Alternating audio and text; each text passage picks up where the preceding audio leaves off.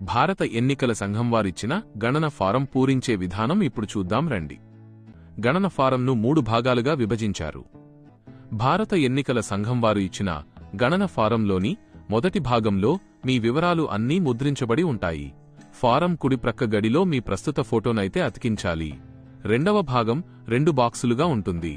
ఒకటవ బాక్సులో 2002 నాటికి మీకు ఓటు ఉంటే 2002 ఓటర్ల జాబితా వివరాల ప్రకారంగా ఈ బాక్స్ని పూరించాలి. అంటే ఓటర్ పేరు, ఓటరు గుర్తింపు కార్డు నంబర్, బంధువు పేరు, వారితో మీకున్నటువంటి బంధుత్వం, జిల్లా, రాష్ట్రం, శాసనసభ నియోజకవర్గం పేరు పూరించాలి.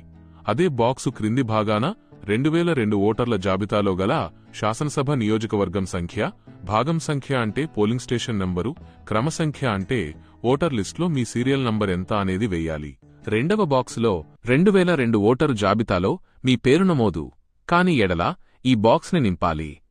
మీ తండ్రి, తల్లి, తాతయ్య, నాయనమ్మలలో ఎవరో ఒక్కరి వివరాలు 2002 ఓటర్ల జాబితా వివరాల ప్రకారంగా ఈ బాక్స్ని పూరించాలి. తెలంగాణలోనే కాకుండా భారతదేశంలో ఎక్కడ ఉన్నా వారి గత 2002 నాటి ఎస్ఐఆర్లో ఇవ్వబడిన ఓటర్ల జాబితా వివరాలు చేర్చాలి. అంటే పేరు అని ఉన్న చోట మీ తండ్రి, తల్లి, తాతయ్య, నాయనమ్మలలో ఎవరో ఒక్కరి పేరు రాయాలి. ఓటరు ఫోటో గుర్తింపు కార్డు అంటే వారి ఓటరు గుర్తింపు కార్డు నంబర్ వేయాలి. బంధువు పేరు అంటే వారి తండ్రి లేదా భర్త పేరు రాయాలి. బంధుత్వం తండ్రి, భర్త, జిల్లా, రాష్ట్రం, శాసనసభ నియోజకవర్గం పేరు పూరించాలి. అదే బాక్సు క్రింది భాగాన 2002 ఓటర్ల జాబితాలో గల శాసనసభ నియోజకవర్గం సంఖ్య, భాగం సంఖ్య అంటే పోలింగ్ స్టేషన్ నెంబరు, క్రమ సంఖ్య అంటే ఓటర్ లిస్టులో మీ సీరియల్ నంబర్ ఎంత అనేది వేయాలి. మూడవ భాగంలో ఓటరు యొక్క ప్రస్తుత పూర్తి వివరాలు చేర్చాలి. అంటే పుట్టిన తేదీ, ఆధార్ నంబర్, మొబైల్ నంబర్, తండ్రి లేదా సంరక్షకుని పేరు, తండ్రి లేదా సంరక్షకుని ఓటరు గుర్తింపు కార్డు నంబర్, తల్లి పేరు, తల్లి గుర్తింపు కార్డు నంబర్. మీకు పెళ్లి అయితే మీ భాగస్వామి పేరు, అవ్వకపోతే ఖాళీగా వదిలేయండి. మీ భాగస్వామి యొక్క గుర్తింపు కార్డు నంబర్ వేయాలి.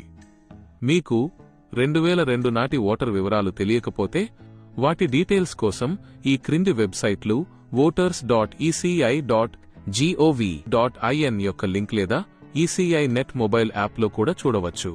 ఈ వెబ్సైట్లలో వివరాలు లభించకపోతే గణన ఫారం 2వ భాగంలోని 1వ మరియు 2వ బాక్సులను ఖాళీగా వదిలేసి 3వ భాగంలోని వివరాలు నింపి తేదీతో కూడిన సంతకం చేసి బిఎల్లోకి గణన ఫారం తిరిగి ఇవ్వాలి.